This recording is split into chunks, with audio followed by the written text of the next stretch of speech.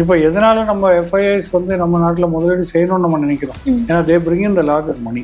ஒரு இன்வெஸ்ட்மெண்ட் டெஸ்டினேஷனை இதை கவனித்து அவங்க வந்து பெரிய அளவில் தொகையை கொண்டாடு. அந்த லெவல் தொகை வந்து இப்போ ரீசெண்ட் டைம்ஸில் தான் டிஐஎஸ் மூலமாக கோல்டு ப்ரைஸ் வந்துட்டு அமெரிக்கன் டாலரோட கனெக்ட் ஆயிருக்கு. மிடில் ஈஸ்ட் பாதிக்கப்படும் போது ஆயில் ப்ரைஸ் வந்துட்டு பாதிக்கப்படுது சார். அது மாதிரி இந்தியாவோட என்ன கமாடிட்டி லிங்க் ஆயிருக்கா சார்?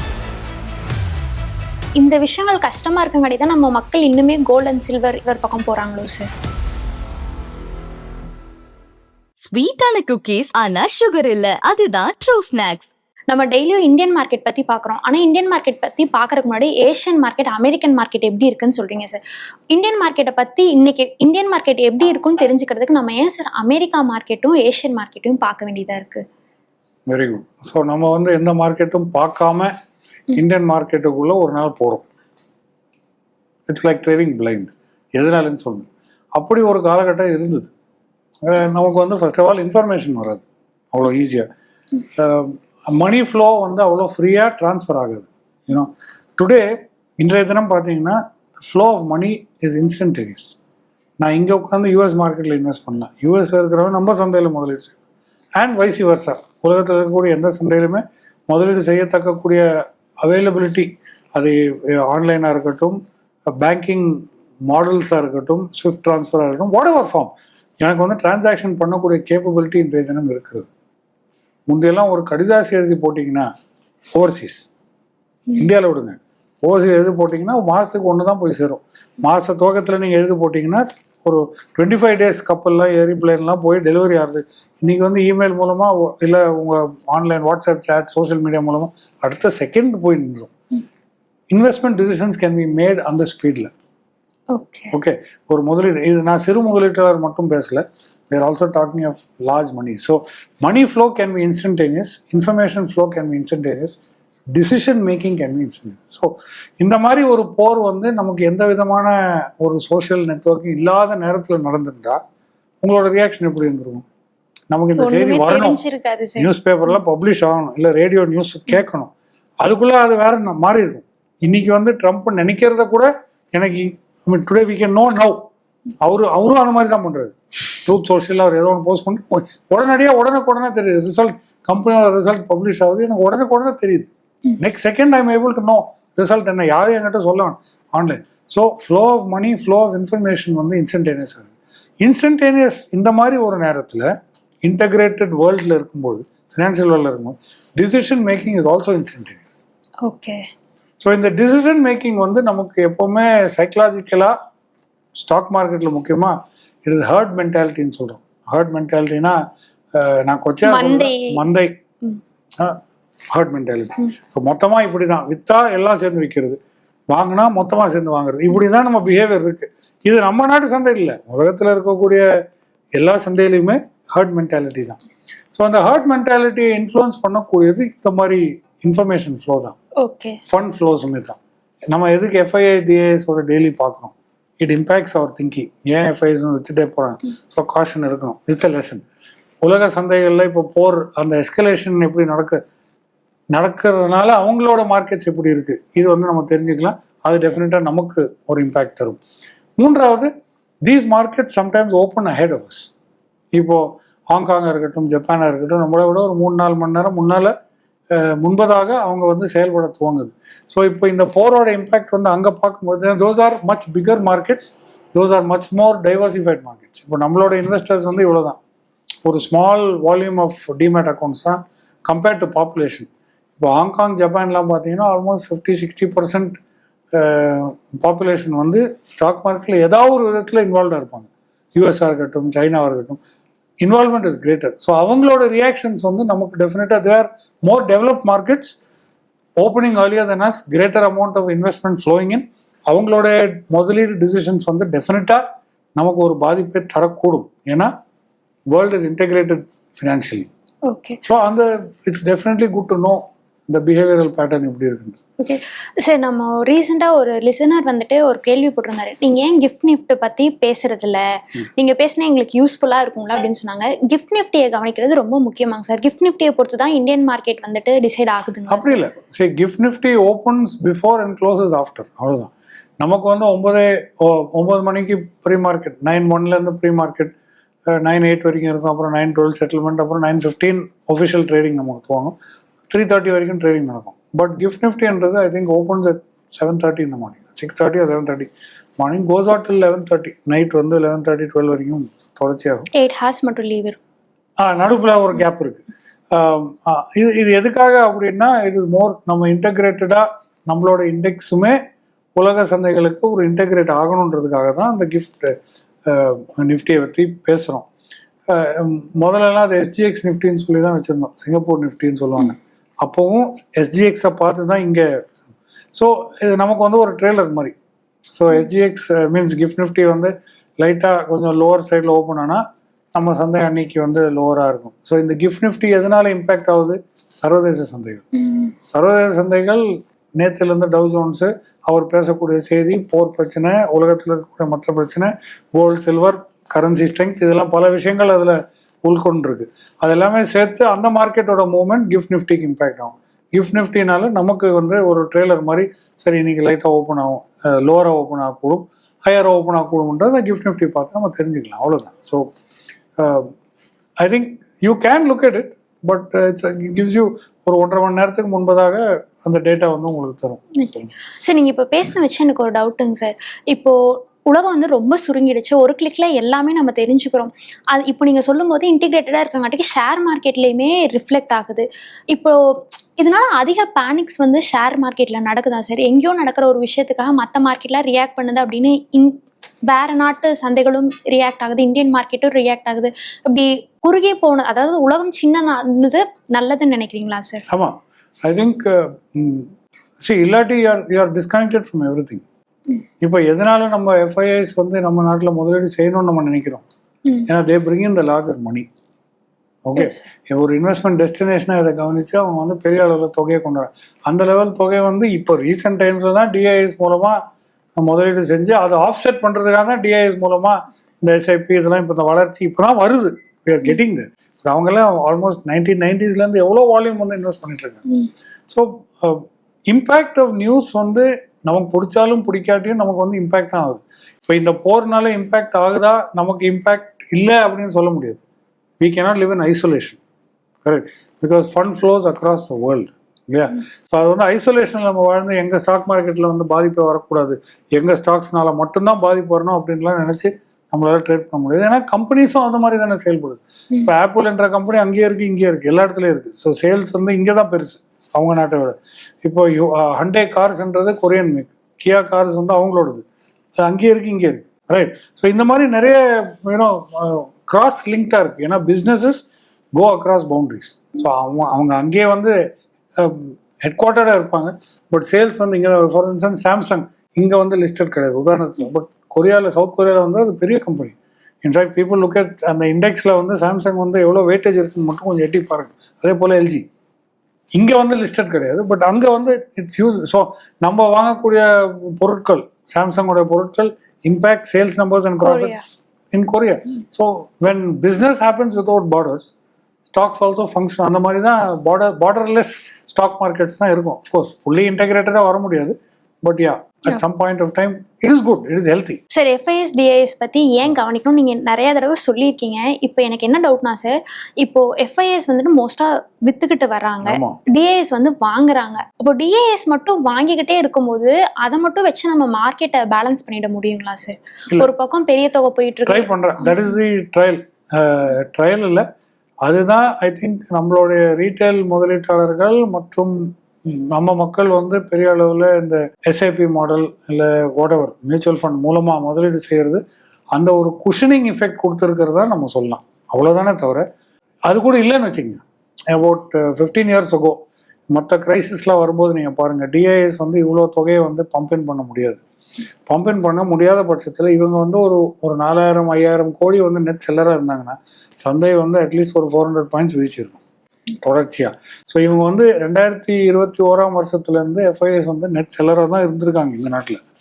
நெட் செல்லர்ஸ் தொடர்ச்சியாக நமக்கு இந்த வால்யூம் ஆஃப் டிஐஐ சப்போர்ட் இல்லை ஏயுஎம் சப்போர்ட் இல்லை மியூச்சுவல் ஃபண்ட் சப்போர்ட் நம்மகிட்ட இல்லைன்னா இந்நேரம் மார்க்கெட் வந்து ஹியூஜ் வீழ்ச்சியை சந்தித்திருக்கக்கூடிய வாய்ப்பு டெஃபினட்டாக இருக்குது. பட் அந்த குஷனிங் எஃபெக்ட் வந்து டிஐஎஸ் வந்து கொடுக்கறது அப்படின்றது டெஃபினட். ஸோ டிஐஎஸ் மட்டுமே பார்த்து நம்மளால செயல்பட முடியாது. ஏன்னா கடந்த வாரம்லாம் பார்த்தீங்கன்னா டிஐஎஸ் வந்து ஒரு நாட்களில் பெரிய தொகையை விற்றாங்க. ஆமா. ஸோ அதை பார்த்தீங்கன்னா கன்ஃபியூஸ் பண்ணிருந்தாங்க எஃப்ஐஎஸ். பட் இவங்க செல்லராக மாறினாங்க. பொதுவாக மாற மாட்டாங்க, ஏன்னா அவங்களுக்கு உள்ள மேண்டேட் வந்து அப்படி மோர் லாங் சைட் பை ஒன்லி அப்படின்னு தான் இருப்பாங்க. ஸோ வாங்கி தான் இருப்பாங்க. ஏன்னா ப்ளஸ் அவங்களோட அந்த வர தொகை இல்லையா, மாதம் எஸ்ஐபி கூடுது, ஃபோலியோஸ் கூடுது, இந்த இன்வெஸ்ட்மெண்ட்லாம் ஒரு குறிப்பிட்ட பர்சன்டேஜ் வரைக்கும் தான் கேஷில் உட்கார முடியும். மீதி வந்து அவங்க டிப்ளாய் பண்ணி ஆகணும்ன்றது மேண்டேட் இருக்கு. அது ஆம்பியா இருக்கட்டும், செபி லாஸாக இருக்கட்டும், ஏஎம்சியோட ரெகுலேஷன்ஸாக இருக்கட்டும், அது அப்படி தான் இருக்கும். ஸோ ஒரு 10% 15% தான் கேஷில் உட்கார முடியுமே ஒழிய மீதி வர தொகை நீங்கள் டிப்ளாய் பண்ணணும். ஸோ ஆல் லெவல்ஸ் அவங்க வாங்கிட்டு தான் இருப்பாங்க. 90% ஆஃப் த டேஸ் வாங்குறது தான் செய்வாங்க, 10% தான் அவங்க விற்பாங்க. எஃப்ஐஎஸ்க்கு அப்படி கிடையாது. அவங்க லாபம் சம்பாதிக்கிறது அவனோட நோக்கம். மேலே ஏறினாலும் வாங்குவாங்க, விற்பாங்க, கீழே இறங்கினாலும் ரெண்டு சைடுமே சேல் பண்ணுவாங்க. அவங்களுக்குள்ள கன்சர்ன்ஸ் வேற. காசை இங்கேருந்து வெளியே எடுத்து மற்ற நாடுகளையும் அவன் எடுத்து போட்டே இருப்பான், அங்கேருந்து திடீர்னு விற்று இங்கே கூட வரலாம். இப்போ that could be happening even now. ஏன்னா சைனாவுடைய அந்த குவார்டர்லி க்ரோத் பார்த்தீங்கன்னா அன்னைக்கு ஓபிஎஸ்ல கூட சொன்னாங்க 5%. ஸோ இது போன வருஷம்லாம் கூட நான் சொன்னேன், செல் இந்தியா பை சைனா மூட்ல அவங்க இருந்தாங்க. தொடர்ச்சியாக அது கூட நடந்திருக்கலாம்.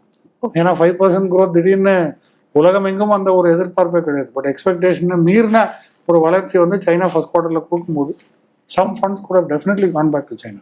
ஓகே சார், நான் இப்போ எனக்கு இது ஒரு கியூரியஸ் கொஸ்டின் தான். என்னன்னா கோல்டு ப்ரைஸ் வந்துட்டு அமெரிக்கன் டாலரோட கனெக்ட் ஆயிருக்கு. மிடில் ஈஸ்ட் பாதிக்கப்படும் போது ஆயில் ப்ரைஸ் வந்துட்டு பாதிக்கப்படுது சார். அது மாதிரி இந்தியாவோட என்ன கமாடிட்டி லிங்க் ஆயிருக்கா சார்? ஏதாவது கமாடிட்டி லிங்க் ஆயிருக்கு? இல்லை, அப்படி கிடையாது. உலகத்தில் இருக்கக்கூடிய எந்த கமாடிட்டியுமே டாலர் பேஸ்ல தான் ட்ரேட் ஆகுது. ஓகே, அதுக்கு அகைன்ஸ்டா தான் இப்போ இந்த ஃபியூ நேஷன்ஸ் வந்து டி டாலரைசேஷன் மூவ் ட்ரை பண்றாங்க. இப்போ சைனா கூட நம்ம பெட்ரோல் ஒரு காலத்துலலாம் நீங்க பார்த்தீங்கன்னா பெட்ரோல் டாலர் அப்படின்னு சொல்லுவாங்க. பெட்ரோல் அதாவது கச்சா எண்ணெய் வந்து டாலர் பேஸ்ல தான் இன்னும் கூட அப்படிதான் ட்ரேட் ஆகுது. இப்போ ரீசெண்ட் டைம்ல இந்த போர்லாம் துவங்கிறது கொஞ்ச நாள் முன்னால பெட்ரோ யுவான் அப்படின்ற ஒரு டேர்ம் வந்து நம்ம கேட்க ஆரம்பிச்சோம். ஸோ சைனீஸ் கரன்சிலேயே கச்சா எண்ணெயோட செட்டில்மெண்ட் நடக்கக்கூடிய ஒரு கேப்பபிலிட்டி வந்து பில்ட் பண்ணியிருக்காங்க. So that is one part of the de dollarisation move. அதே போல் மற்ற பல கமாடிட்டிஸுமே அப்படி கொண்டு வரக்கூடிய செயல்பாடுகள் நடந்து வந்து கொண்டே இருக்கிறது. China is leading that. ஏன்னா அவங்களுக்கு தான் அந்த ஸ்ட்ரென்த் இருக்குது, கமாடிட்டி ஸ்ட்ரென்த்தும் இருக்குது, கரன்சி மேனேஜ்மெண்ட் ஸ்ட்ரென்த்தும் இருக்குது. ஸோ அப்படி இருக்கும் பட்சத்தில் alternative to the dollar try பண்ணுறாங்க. அது வந்து இப்போதைக்கு பெரிய அளவில் not yet there, but yeah definitely ஒரு பாசிபிலிட்டியாக நம்ம எடுத்துக்கொள்ளலாம். மூணாவது வந்து அஃப்கோர்ஸ் இப்போது கிரிப்டோவில் செட்டில்மெண்ட் பண்ணலாமா அப்படின்றத சில நேஷன்ஸ் எக்ஸ்ப்ளோர் பண்ணிட்டு இருக்காங்க, செட்டில்மெண்ட் இன் கிரிப்டோ. பட் அது டோட்டலி அன்ரெகுலேட்டட்னா எந்த ஒரு சென்ட்ரல் பேங்க்குமே அதில் இன்வால்வ் ஆக முடியாது. So it's very difficult. ஒரு நேஷ்னல் கமாடிட்டி டிரான்சாக்ஷனில், இன்டர்நேஷ்னல் கமாடிட்டி டிரான்சாக்ஷனில் அதில் ஒரு செட்டில்மெண்ட் பண்ணுறதுன்றது இப்போதைக்கு கஷ்டமாக இருக்குது. Maybe they will find a way. But so petro yuan alternate settlements நடந்துட்டு தான் இருக்குது. நம்ம கூட ஒரு காலத்தில் ஈரான் கிட்ட இருந்து க்ரூட் வாங்கும்பொழுது ரூபாயில் தான், இந்தியன் ருபீஸ்லாம் செட்டில் பண்ணோம். ரஷ்யா கிட்ட ரூபிள்ஸில் செட்டில் பண்ணோம், டாலர்லேயும் செட்டில் பண்ணோம், இந்தியன் ருபீஸில் தான். இப்போ திடீரென்று கொஞ்ச நாளாக அப்படி தான் பண்ணோம், கோவிட்லாம் முடிஞ்சோன்னா அப்படி தான் பண்ணிட்டு இருந்தோம். இப்போ திடீரென்று ரஷ்யன் கம்பெனி பார்த்தோன்னே எனக்கு இவ்வளோ ரூபா சேர்ந்துருக்கு, இதை வச்சு நான் என்ன பண்ணுறது? அவனுக்கு அது எந்த யூஸும் கிடையாது. ஸோ மறுபடியும் அதை கொண்டு வந்து இங்கே இன்வெஸ்ட் பண்ணி ஒரு சில எனர்ஜி கம்பெனிஸ்லாம் வாங்கியிருக்கு. இப்போ நயரா இந்த மாதிரி நிறைய எனர்ஜி கம்பெனிஸில் ராஸ்நெஃப்ட்லாம் இங்கே இன்வெஸ்ட் பண்ணியிருக்காங்க using that rupee back here. So நமக்கு வந்து அவுட்ஃப்ளோ இல்லாமல் நம்ம மேனேஜ் பண்ணிட்டோம் ஒழிய டீலாலரைசேஷன் ட்ரேட்ஸ் வந்து ஆல்ரெடி நடந்துட்டு தான் இருக்குது. இப்போவும் பெட்ரோ யுவான் ட்ரேட்ஸ் வந்து நடந்துட்டு தான் இருக்குது. So it does work. Okay sir. Sir, நம்ம தங்கம், வெள்ளி, கச்சா எண்ணெய், காப்பர் அந்த மாதிரி வந்துட்டு கமாடிட்டி செக்ஷன் பார்ப்போம். இப்போ தங்கம், வெள்ளி இல்லாமல் ஒரு டாப் 3 கமாடிட்டி இல்லை மெட்டல்ஸ் கவனிக்கலாம்னா இந்த நேரத்தில் என்னவா இருக்கும் சார்? அது வந்து இப்போ கமாடிட்டி செக்மெண்ட்ல பார்த்தோம்னா இது யூஸ்வலாக பிரித்து தான் சொல்லுவாங்க. நம்ம வந்து இப்போ பெரும்பாலுமே 4 பேசிட்டு அப்படியே விட்டுருவோம். But actually it's divided into 3 or 4. இந்த சில்வர் அப்படின்னு சொல்றது புல்லியன் அப்படின்னு சொல்லுவோம். அது கூட 1-2 இருக்கு, பிளாட்டினம், பல்லாடியம், சில இன்னும் கொஞ்சம் ப்ரெஷியஸ் மெட்டல்ஸாக இருக்குது. இங்கே அது நாட் ட்ரேடட், அதனால நம்ம அதை கவனிக்கிறது இல்லை. Right. So gold silver comes under bullion. அதுக்கு ஒரு இண்டெக்ஸ் வேறு இருக்குது எம்சிஎக்ஸில், புல்டெக்ஸ்ன்னு சொல்லுவாங்க. அதுக்கு அடுத்தது வந்து பேஸ் மெட்டல்ஸ்ன்னு சொல்லுவாங்க. இது லண்டன் மெட்டல் எக்ஸ்சேஞ்ச் பேஸ் தான். ஸோ பேஸ் மெட்டல்ஸ்ன்னு சொல்கிறது அலுமினியம், காப்பர், லெட், டின், ஜிங்க், நிக்கல், இதெல்லாமே வந்து ஸ்டீல். உலகத்தில் ஸ்டீல்லாம் ட்ரேட் ஆகுது. நமக்கு வந்து எம்சிஎக்ஸில் கிடையாது, பட் இட்ஸ் ட்ரேட் இருக்கும். ஸோ இதெல்லாம் பேஸ் மெட்டல்ஸ் அப்படின்னு சொல்லுவோம். ஸோ இந்த மாதிரி பிரிச்சிருப்பாங்க. அதுக்கு அடுத்து வந்து அக்ரி கமாடிட்டி இருக்குது. அங்கே இருக்கிற அக்ரி கமாடிட்டி எல்லாமே நம்மகிட்ட கிடையாது. நம்ம வச்சிருக்கிற ஒரு சில கமாடிட்டி வேறு, அங்கே வச்சிருக்கிற ஒரு சில அக்ரி கமாடிட்டிஸ் வேறு. So this is how the and then of course you have energy. Energy is one crude oil, natural gas and electricity futures. நிறைய பேருக்கு தெரியாத ஒன்று, எம்சிஎக்ஸில் வந்து எலக்ட்ரிசிட்டி ஃபியூச்சர்ஸ் ட்ரேட் ஆகும். அது பர்டிகுலராக சம்மர் டைமில் வந்து நான் ரொம்ப ஆக்டிவாக இருக்கும். நான் உலகம் வெயில், நம்ம அட்லீஸ்ட் இந்தியா முழுக்கதுமே இந்த வெயில் வந்து ரொம்ப அதிகமாக இருக்கும். 40, 39 high demand for electricity is very high. So electricity ஃபியூச்சர்ஸுமே எனர்ஜியில் வரும். ஸோ இப்படி பிரித்து பார்க்குறது தான் உண்டு. ஸோ இன்டர்நேஷ்னல் மார்க்கெட்டில் பார்க்கும்போது பேஸ் மெட்டல் ட்ரேடிங் வந்து ரொம்ப பெரிய நடக்கும். இப்போ காப்பர், அலுமினியம், டின், ஜிங்க், நிக்கல், இதெல்லாமே பெரிய அளவில் நடக்கிற கமாடிட்டி நடக்கும். அதே போல் அக்ரியில் காட்டன் வெரி ஹைலி ட்ரேடு. நம்ம வந்து அவ்வளோ பெரிய அளவில் ட்ரேட் பண்ணுறதில்ல. அதே போல் FCOJன்னு சொல்லுவாங்க இன்டர்நேஷ்னல் மார்க்கெட். நமக்கு அது கிடையாது. Frozen concentrated orange juice, it's a very பயங்கரமான ட்ரேடாக இருக்கும். ஆமாம், FCOJ. ஸோ அது சம்மர் டைம் யூஎஸ்லாம் ரொம்ப ஆக்டிவாக இருக்கும். அது இனிமேல் வரப்போகிற சீசன். அதே போல் போக் பெலிஸ், அதெல்லாம் நமக்கு கிடையாது. ஸோ இந்த மாதிரி நிறைய கமாடிட்டிஸ் வந்து தேர், பட் நமக்கு அவைலபிலிட்டி கிடையாது. ஸோ நமக்கு வந்து ரெஸ்ட்ரிக்டாக வச்சுருக்காங்க. Crude oil, natural gas, energy. அந்த எனர்ஜியில் கோல்டு, சில்வர் மட்டும் ப்ரெஷஸ் மெட்டல்ஸ் ஆர் புல்லியனில். அக்ரி கமாடிட்டிஸில் you have kapas, few other chillies, இந்த மாதிரி நிறைய ப்ராடக்ட்ஸ் இருக்குது. And that's how the thing is divided. So and metals, base metals வந்து we have most of these. But காப்பர்லாம் பார்த்தீங்கன்னா நமக்கு மினி கான்ட்ராக்ட் கிடையாது. ஒரு கான்ட்ராக்ட் எடுக்கிறதுக்கு 5 லட்சத்துக்கு தாண்டும். So it is very unaffordable. Aluminium mini இருக்குது. Few other contracts have mini contracts. So அதில் வந்து நம்ம கொஞ்சம் ட்ரேட் பண்ணலாம்.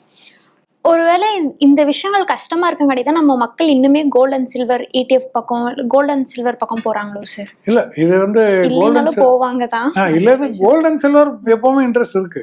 அதையும் தாண்டி பார்க்கணுன்றதான் இப்போ நம்ம சொல்ல வரோம். Okay, it is good to watch. Gold and silver பார்க்கறதுனால தவறுன்றதெல்லாம் சொல்லுவேன். ட்ரேட் பண்ணணும். அது வந்து நீங்க ஒரு மெட்டலா ட்ரேட் பண்ணீங்கன்னா ரொம்ப ஈஸி. லைஃப் வந்து ரொம்ப ஈஸியாகும். அது வந்து if you think of it from a different cultural standpoint, எனக்கு குற்றம் சொல்லலை, பட் அந்த கல்ச்சரல் ஸ்டாண்ட் பாயிண்ட் தான் நமக்கு பேரியராக இருக்குது. அது வந்து வாங்கி விற்கக்கூடிய கேப்பபிலிட்டி நமக்கு இருக்கணும். இது ஏன் நான் சொல்கிறேன்னா, சிம்பிள் உதாரணம், ஃப்ளிப் சைட் பாருங்கள். யாரும் தங்கத்தை வாங்கினா விற்க மாட்டோம். கரெக்ட், இதுதான் logic. That is the cultural stand point, நம்ம கொண்டு வந்த விதம் அப்படி. ஆனால் இந்தியாவில் இட்ஸ் அன் அசைட் பாயிண்ட். நீங்கள் கேட்டதுக்கு இது எப்படி லிங்க் ஆகுமோ தெரியல, but surely that is a link. It's an aside point. அப்படின்னா இந்தியாவில் இருக்கக்கூடிய gold financing companies, NBFCs that give gold loans, அதாவது தங்கத்துக்கு லோன் கொடுக்குற கம்பெனிஸ் பார்த்தீங்கன்னா அவங்களோட வளர்ச்சி வந்து ரொம்ப ஸ்ட்ராங்காக இருக்குது. ஓகே, சம் 54% என்னமோ வளர்ந்துருக்கு கோல்டு லோன்ஸ். அந்த 54%ல் ஆல்மோஸ்ட் பெரிய அளவில் வளர்ச்சி கொடுத்துருக்குது southern India, south India.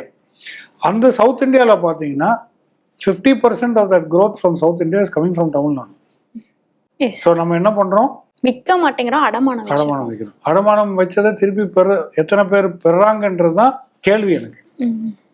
How many of us are able to reclaim pledge gold? அதுக்கு நீங்கள் வாங்காமல் வேற மாதிரி நீங்கள் கடன் எடுத்துக்கலாம்ல. Lot of people lose gold through பிளட்ஜிங். எனக்கு தெரிஞ்சு ஹியூஜ் அமௌண்ட். தமிழ்நாட்டில் மட்டுமே இவ்வளோ பெரிய வளர்ச்சினா மற்ற சதர்ன் ஸ்டேட்ஸ் அப்படின்னா people are using that to pledge out. அது வந்து they're not using it for anything but buy and pledge. So gold சில்வரில் எப்போவுமே அட்டென்ஷன் இருக்குது, இன்ட்ரெஸ்ட் இருக்குது. பட் அதை விட நீங்கள் மற்ற மெட்டல்ஸில் ட்ரேட் பண்ணலாமேன்றது தான். இல்லை கச்சா எண்ணெயில் ட்ரேட் பண்ணலாமே, ஏன் அதுவும் பாசிபிலிட்டி இருக்குது. பட் நமக்கு வந்து அது culturally I don't know, from a cultural stand point அது கொஞ்சம் டிஃபிகல்ட்டாக இருக்குது. ஓகே, ஸோ நம்மளோட ஓபி ஷோட கடைசி செக்ஷன் வந்துட்டு லாங் பில்டப், ஷார்ட் பில்டப், அந்த மாதிரி இன்னைக்கு கவனிக்க வேண்டிய பங்குகள் என்னென்ன. இன்னுமே நிறைய பேர் லாங் பில்டப்னா அதை வாங்கணும், ஷார்ட் பில்டப்னா அதை விற்கணும் அப்படிங்கிற மாதிரி ஒரு கன்செப்ஷனில் இருக்காங்க. அதை பற்றி சொல்லுங்க சார். சரி, இதுக்கு சினிமாவில் இருந்தால் உதாரணம் பேச முடியும். ஒரு ஹீரோ என்ட்ரு ஆகும்போது ஒரு பில்டப் இருக்கு பாத்தீங்களா, பெரிய ஹீரோஸ். சில டைம் காமெடி ஆட்களுக்குமே அந்த பில்டப் கொடுப்பாங்க. நம்ம நார்மல் பேச்சுவார்த்தையில் ஏன் நிவித்த இவ்வளோ பெரிய பில்டப்பா இந்த கதைக்கு அப்படின்னு இந்த பில்டப் பண்ணுறது அந்த மாதிரி தான் யூஸ் பண்ணுவோம். அந்த term that is what it means.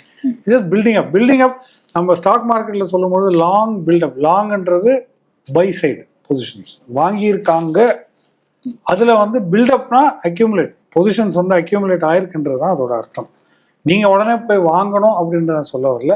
இந்தந்த பங்குகளை இன்னைக்கு கவனிங்க. ஏன்னா F&O செக்மெண்ட்ல பெரிய அளவில் அந்த கான்ட்ராக்ட்ஸை வந்து வாங்கியிருக்காங்கன்னு நான் சொல்ல வரோம். கரெக்ட். இதில் this is the meaning of long buildup. Short பில்டப்னா F&O செக்மெண்ட்ல ரிவர்ஸ், விற்கிற பொசிஷன்ஸை வந்து பில்ட் ஆயிருக்கு, அதிகமாக குவிஞ்சிருக்குன்றது தான் அர்த்தம். இதுதான், இது வேற எதுவுமே வித்தியாசம் கிடையாது. இது எதுக்காக நம்ம பார்க்கணும்னா, sometimes you will get certain inconsistencies. இப்போ டெலிவரி செக்மெண்ட்ல நம்ம ஹை டெலிவரின்னு சொல்றோம், ஃபர்ஸ்ட் அதுல தான் ஆரம்பிக்கும். ஹை டெலிவரி சொல்லும்போது கேஷ் செக்மெண்ட்ல வந்து டெலிவரி எடுத்துருங்க, அது வாங்கி இன்ட்ராடே பண்ணல, அவங்க வந்து 3 நாட்களுக்கோ இல்லை ஒரு வாரத்துக்கோ இல்லை ஒரு மாசத்துக்கோ அப்படின்னு நினைச்சு அந்த ஸ்டாக்கை வாங்குறாங்க. ஹை டெலிவரி பண்ணியிருப்பாங்க, அதே ஸ்டாக் வந்து ஷார்ட் பில்டப்ல வரும். தட் மீன்ஸ் ஃபியூச்சர்ஸ் அண்ட் ஆப்ஷன்ஸ்ல ஷார்ட் பொசிஷன், செல்லிங் பொசிஷன் எடுத்திருக்காங்க. இங்க டெலிவரிக்கு வாங்கியிருக்காங்க, அங்க ஷார்ட் பொசிஷன் எடுத்திருக்காங்க. அப்படின்னா என்ன, ஒரு ஹெட்ஜ் மாதிரி, ஒரு வேலி மாதிரி. ஒருவேளை அது மோஸ்ட்லி இந்த ரிசல்ட் சீசன்ல அடிக்கடி இதை பார்க்கலாம். ஏன்னா ரிசல்ட் வருகின்ற நாட்கள்ல கேஷ்ல வந்து ஸ்டாக்கை வாங்குவாங்க, F&O செக்மெண்ட்ல ஷார்ட் பொசிஷன் எடுப்பாங்க. ஏன்னா ரிசல்ட் வந்து சரியா வரப்போறது இல்லை அப்படின்ற ஒரு டவுட், எனக்கு இது எப்படிதான் இருக்கும் தெரியல அப்படின்னு இருக்கும்பொழுது கேஷ்ல ஒருவேளை ரிசல்ட் சூப்பரா வந்துச்சுன்னா அந்த விலை ஏற்றம் எனக்கு இங்க கிடைக்கும். ஒருவேளை ரிசல்ட் சேல் அந்த சரி இல்லை அப்படின்ற திடீர்னு ஒரு வீழ்ச்சி வரும்போது எனக்கு அங்க ஷார்ட் பொசிஷன் வந்து எனக்கு கை கொடுக்கும். ஓகே, இதுக்கு அடிப்படையில மட்டுமே நீங்க போய் பொசிஷன் எடுக்கணும்னு அவசியம் இல்லை. பட் நான் நம்ம சொல்ல வேண்டியது என்னன்னா, இந்த நம்ம short buildup, long buildup, high delivery சொல்ற பங்குகளை கவனிக்க வேண்டும். Something is happening to that stock. இல்லாட்டி அந்த லிஸ்ட்ல வந்து இவ்வளவு டாப் இடத்த வந்து பெற்றிருக்காது, பிடிக்காது. ஸோ அதனால கவனிக்க வேண்டும். அதுக்கு ரிசல்ட் வருதா, இல்லை நியூஸ் டிக்ளரேஷன் வரப்போதா, இல்லை அதை சார்ந்து ஏதோ ஒன்று அன்னைக்கு இருக்கலாம். திடீரென்று ஏன் இவ்வளோ லாங் பொசிஷன் பில்ட் ஆகும், அதை கவனிங்க அப்படிங்கிறது அதுதான் அதோட மெயின். சார், நம்ம கமெண்ட் செக்ஷன்ல ஒருத்தர் கேள்வி கேட்டிருந்தாரு சார், பெரும் முதலீட்டாளர்கள் என்றால் யார் அப்படின்னு கேட்டிருந்தாரு சார். பெரும் முதலீட்டாளர்கள் ஸ்டார்ட்ஸ் வித் FIIs, அந்நிய நாட்டு முதலீட்டாளர்கள். அதே போல் domestic institutions mutual funds, AMCs இந்த மாதிரி. அப்புறம் ஃபேமிலி ஆஃபீஸஸ், இது எல்லாமே comes under that segment. Portfolio managers, sovereign wealth funds, அதாவது நாடுகள் அவங்களுடைய வெல்த் எடுத்து பங்கு சந்தையில் டிப்ளாய் பண்ணுவாங்க, சாவரின் வெல்த் ஃபண்ட் மேனேஜர்ஸ்.